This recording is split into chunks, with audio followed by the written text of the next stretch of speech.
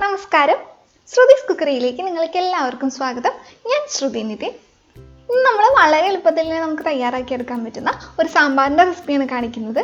ഇത് വറുത്തരപ്പോ അല്ലെങ്കിൽ സാമ്പാർ പൊടി ഒന്നും ഇല്ലാണ്ട് തന്നെ നമുക്ക് വേഗത്തിൽ ഉണ്ടാക്കിയെടുക്കാൻ പറ്റുന്ന ഒരു സാമ്പാറാണ്.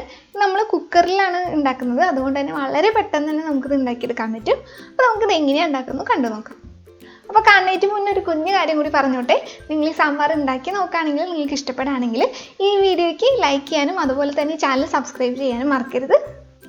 ഈ സാമ്പാർ ഉണ്ടാക്കാനായിട്ട് ആദ്യം തന്നെ നമുക്ക് കുറച്ച് വാളംപുളി ഒന്ന് വെള്ളത്തിൽ കുതിർക്കാനായിട്ട് ഇട്ട് വയ്ക്കാം. അപ്പോൾ അതിനായിട്ട് നമ്മൾ ഇതുപോലെ ചെറുനാരങ്ങ വലുപ്പത്തിലുള്ള വാളംപുളിയാണ് എടുത്തിരിക്കുന്നത്. അത് കുറച്ച് ചൂടുവെള്ളത്തിൽ ഒരു കപ്പ് വെള്ളമൊക്കെ എടുത്താൽ മതിയാവും. അതിലോട്ട് ഒന്ന് കുതിർക്കാനായിട്ട് ഇട്ട് കൊടുക്കുകയാണ്. അപ്പോൾ ഇങ്ങനെ ചൂടുവെള്ളത്തിൽ ഇടുമ്പോൾ അത് പെട്ടെന്ന് കുതിർന്ന് കിട്ടും. പിന്നെ നിങ്ങളുടെ പുളിക്കനുസരിച്ചിട്ട് പുളിവെള്ളം ഒഴിച്ചു കൊടുക്കുന്ന സമയത്ത് കൂട്ടിയും കുറച്ചൊക്കെ ഒഴിച്ചു കൊടുക്കാം. അപ്പോൾ നമ്മളിന്ന് ഉണ്ടാക്കാൻ പോകുന്ന സാമ്പാറിൽ നമ്മൾ പരിപ്പ് ചേർക്കുന്നുണ്ട്.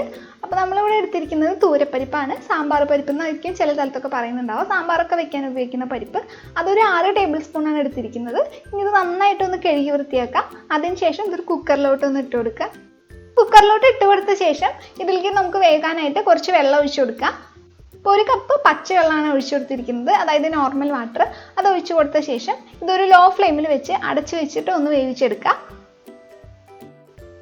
ലോ ഫ്ലെയിമിൽ വെച്ചിട്ട് ഒരു 2 വിസിലടിച്ചാൽ മതിയാവും. അതായത് നമ്മൾ ഉദ്ദേശിക്കുന്നത് ഈ പരിപ്പ് നന്നായിട്ട് ഇങ്ങനെ ഉടഞ്ഞ രീതിയിൽ കിട്ടണം. നമുക്ക് ആ രീതിയിലാവണ വരെ നിങ്ങളുടെ കുക്കറിനനുസരിച്ചിട്ട് വിസിലിൽ മാറ്റം വരുത്തിയിട്ട് വേവിച്ചെടുക്കുക. അപ്പോൾ ഈ സമയത്ത് നമ്മൾ ഇവിടെ വിസിൽ വയ്ക്കുന്നില്ല. ഇതിന് ആവി വന്നതിന് ശേഷമാണ് വിസിൽ വയ്ക്കുന്നത്. അതിനുശേഷം 2 വിസിലാണ് അടിക്കുന്നത്. എന്നിട്ട് അതിൽ ഫുൾ പ്രഷർ മാറിയതിന് ശേഷമാണ് കുക്കർ തുറന്ന് നോക്കുന്നത്.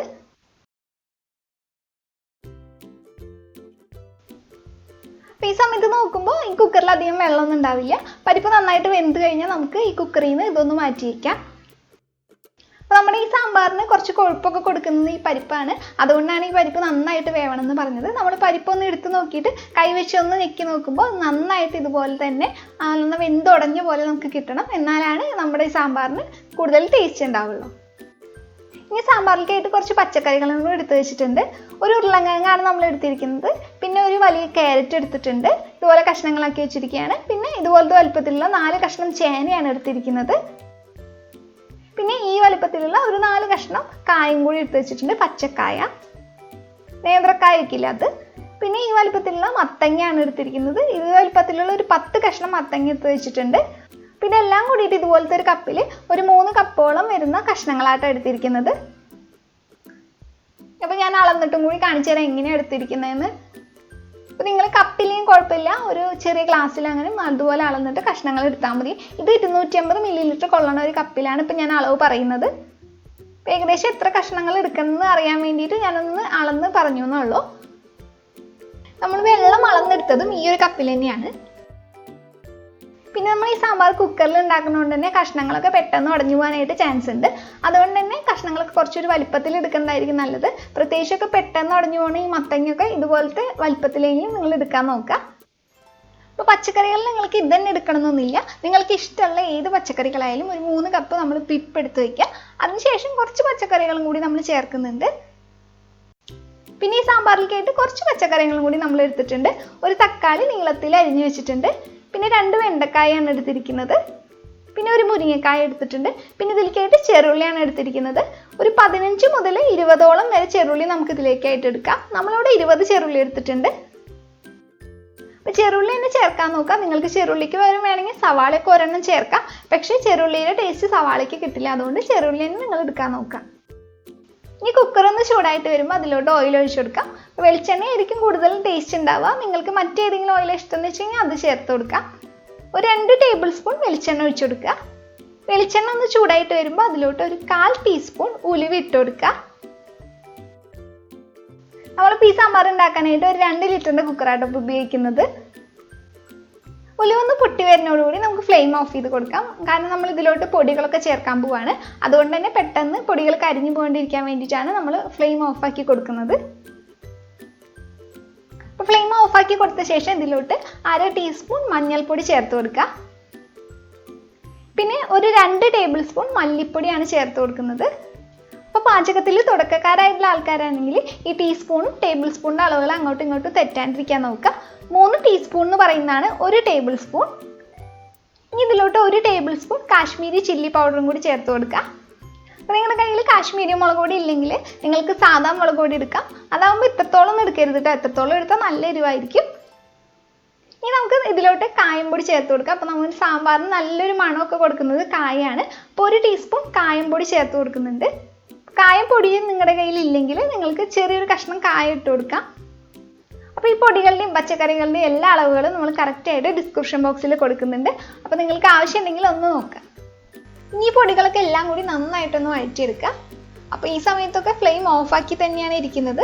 നമ്മൾ എല്ലാം നന്നായിട്ട് വഴറ്റിയെടുത്ത് കഴിഞ്ഞതിന് ശേഷമാണ് ഫ്ലെയിം ഓണാക്കി കൊടുക്കുന്നത്. അങ്ങനെ ഈ പൊടികളൊക്കെ നന്നായിട്ട് വഴറ്റി ഇതിൻ്റെ പച്ചമണമൊക്കെ പോയി പൊടികളുടെ നിന്ന് നല്ലൊരു മൂത്ത മണമൊക്കെ വരുന്ന സമയത്ത് നമുക്കിനി ഫ്ലെയിം ഓണാക്കി കൊടുക്കാം. ഫ്ലെയിം ഓണാക്കി കഴിഞ്ഞാൽ നമ്മൾ ലോ ഫ്ലെയിമിൽ തന്നെ വെക്കാൻ നോക്കുക.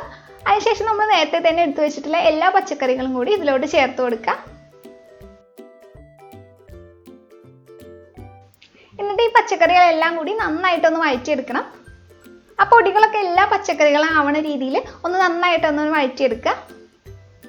പെട്ടെന്ന് ആ പൊടികളൊക്കെ ഒന്ന് കരിഞ്ഞു പോകാണ്ടിരിക്കാനായിട്ട് ഈ സമയത്ത് ലോ ഫ്ലെയിമിൽ തന്നെ വെച്ചാൽ മതിയാവും.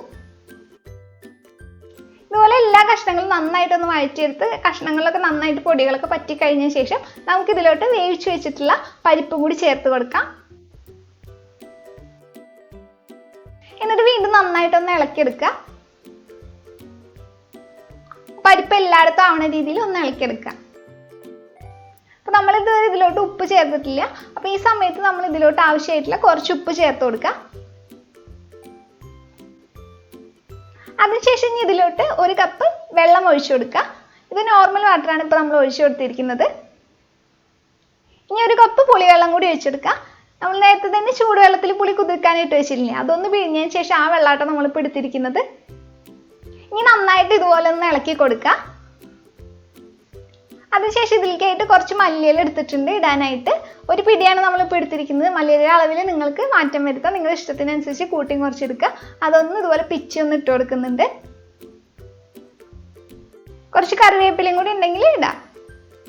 കുക്കർ അടയ്ക്കണേറ്റ് മുന്നേ ഈ സമയത്ത് നിങ്ങൾക്ക് ഇതിൽ ഉപ്പും പുളിയൊക്കെ നോക്കാം. എന്തെങ്കിലും കുറവുണ്ടെന്ന് തോന്നുകയാണെങ്കിൽ ഈ സമയത്ത് ചേർത്ത് കൊടുക്കാം. ഇനി ചെറുതായിട്ട് ഇതുപോലെ ഒന്ന് ഇളക്കി കൊടുത്തതിന് ശേഷം കുക്കർ അടച്ച് വെച്ചിട്ട് ഒന്ന് വേവിച്ചെടുക്കാം. വേവിച്ചെടുക്കുമ്പോൾ നമ്മൾ ശ്രദ്ധിക്കേണ്ട കാര്യം എന്താണെന്ന് വെച്ച് കഴിഞ്ഞാൽ കുക്കർ അടച്ചു കൊടുത്തതിന് ശേഷം ഹൈ ഫ്ലെയിമിൽ വെക്കുക. എന്നിട്ട് ഒരേ ഒരു വിസിലടിച്ചാൽ മതിയാവും. കൂടുതൽ വിസിലടിച്ച് കഴിഞ്ഞാൽ ഇതിലെ കഷ്ണങ്ങളൊക്കെ ഉടഞ്ഞു പോകും. അപ്പോൾ ഈ സമയത്ത് നമ്മൾ ഇതിൽ വിസിൽ വെക്കുന്നില്ല, ഇവിടെ നിന്ന് ആവി വന്നതിന് ശേഷമായിട്ടാണ് വിസിൽ വെക്കുന്നത്. അപ്പോൾ നമ്മുടെ ചാനലിൽ കുക്കിങ്ങിൽ അധികം എക്സ്പേർട്ട് അല്ലാത്ത ആൾക്കാരും കാണുന്നുണ്ട്, അതുകൊണ്ടാണ് നമ്മൾ ഡീറ്റെയിൽ ആയിട്ട് പറയുന്നത്. അപ്പോൾ അറിയുന്നവരൊക്കെ ആണെങ്കിൽ നിങ്ങൾക്ക് സ്കിപ്പ് ചെയ്തിട്ട് പോവാം. ഇനി ഒരു വിസിൽ അടിച്ച് കഴിയുമ്പോൾ അപ്പം തന്നെ ഫ്ലെയിം ഓഫാക്കി കൊടുക്കുക. ഈ കുക്കറിൽ പെട്ടെന്ന് കഷ്ണങ്ങളൊക്കെ ഉടഞ്ഞു പോകാണ്ടിരിക്കാൻ വേണ്ടിയിട്ട് നമ്മൾ ഇതുപോലത്തെ ഒരു പാത്രത്തിൽ കുറച്ച് വെള്ളം എടുത്തതിന് ശേഷം ആ കുക്കർ അപ്പം തന്നെ ഇതിലോട്ട് ഇറക്കി വെച്ച് കൊടുക്കുകയാണ്. അപ്പോൾ കഷ്ണങ്ങളൊക്കെ ഉടഞ്ഞു പോകണതുകൊണ്ട് കുഴപ്പമില്ലാത്തവരാണെങ്കിൽ നിങ്ങൾ ഇങ്ങനെ ചെയ്യണമെന്നൊന്നുമില്ല. അപ്പോൾ കഷ്ണങ്ങളൊക്കെ ഉടഞ്ഞു പോകണത് ഇഷ്ടമില്ലാത്തവരുണ്ടാവില്ല, അപ്പോൾ അവരെന്തായാലും ഇങ്ങനെ ചെയ്ത് വയ്ക്കുക. അപ്പോൾ സാധാരണയായിട്ട് എല്ലാവരും കുക്കറിലെ പ്രഷറൊക്കെ പെട്ടെന്ന് കളയാനായിട്ട് ഇതുപോലെ എന്തെങ്കിലും ഉപയോഗിച്ചിട്ട് ആ കുക്കറിലെ വിസിലൊന്ന് മുകളിലോട്ട് കാണിച്ചിട്ടായിരിക്കും പെട്ടെന്ന് പ്രഷർ കളഞ്ഞെടുക്കാറ്. പക്ഷെ ഇവിടെ നമ്മൾ അങ്ങനെ ചെയ്യരുത് കേട്ടോ. കാരണം ഇങ്ങനെ ചെയ്തെടുത്ത് കഴിഞ്ഞാൽ അതോടൊപ്പം തന്നെ നമ്മുടെ സാമ്പാറിൽ കുറച്ച് ചാറും പിന്നെ ആ രുചിയും മണമൊക്കെ പുറത്തോട്ട് പോകും. അപ്പോൾ അത്ര ടേസ്റ്റ് ഉണ്ടാവില്ല നമ്മുടെ സാമ്പാർ. അതുകൊണ്ടാണ് നമ്മൾ ഇങ്ങനെ പെട്ടെന്ന് പ്രഷർ കളഞ്ഞെടുക്കുന്നത്. അപ്പോൾ തന്നെത്താൻ പ്രഷർ മാറാൻ വെച്ച് കഴിഞ്ഞാൽ എന്താ ഉണ്ടാവുമെന്ന് വെച്ച് കഴിഞ്ഞാൽ കഷ്ണങ്ങൾ ചിലപ്പോൾ ഉടയാനും ചാൻസ് ഉണ്ട്. അതുകൊണ്ടാണ് ഈ ഒരു രീതിയിൽ വെള്ളത്തിൽ ഇറക്കി വെച്ചിട്ട് അതിൽ രുചി മണമൊന്നും വ്യത്യാസപ്പെടാണ്ട് നമ്മളിങ്ങനെ ചെയ്തെടുത്തത്. അങ്ങനെ കുക്കറിലെ ഫുൾ പ്രഷർ മാറിയതിന് ശേഷം നമുക്ക് ഈ വെള്ളത്തിൽ നിന്ന് ഇതൊന്ന് എടുത്ത് മാറ്റാം. അപ്പോൾ തുറക്കുമ്പോൾ തന്നെ നല്ലൊരു മണമൊക്കെ വരും. അപ്പോൾ ഇത്രയുള്ള നമ്മുടെ സാമ്പാറിൻ്റെ പരിപാടി. ഏകദേശം നമ്മുടെ സാമ്പാർ ഉണ്ടാക്കലൊക്കെ കഴിഞ്ഞിട്ടുണ്ട്. ഇനി ഒന്ന് താളിച്ച് ചേർത്താൽ മാത്രം മതിയാവും. അപ്പോൾ ഈ സാമ്പാറിൻ്റെ രുചിയും മണം ഒന്നും കൂടി കൂടാനായിട്ട് നമ്മൾ താളിക്കുമ്പോൾ 1-2 കാര്യം കൂടി ശ്രദ്ധിക്കണം. ഇത്രയുള്ള നമ്മുടെ സാമ്പാറിൻ്റെ പണി. അതേ കഷ്ണങ്ങളൊക്കെ കണ്ടില്ലേ, എല്ലാ കഷ്ണങ്ങളും ഉടയാണ്ട് തന്നെ കിട്ടിയിട്ടുണ്ട്. മുരിങ്ങക്കായ ആയാലും പിന്നെ വെണ്ടക്കായ ആയാലും എല്ലാ കഷ്ണങ്ങളും വെന്തിട്ടും ഉണ്ടാവും. അപ്പോൾ ചില ആളുകൾക്ക് കട്ടി സാമ്പാറായിരിക്കും ഇഷ്ടം. അങ്ങനെയാണെങ്കിൽ നിങ്ങൾ വെള്ളം ഒഴിച്ചു കൊടുക്കുന്ന സമയത്ത് കുറച്ച് വെള്ളം കുറച്ചിട്ട് ഒഴിച്ചു കൊടുക്കുക.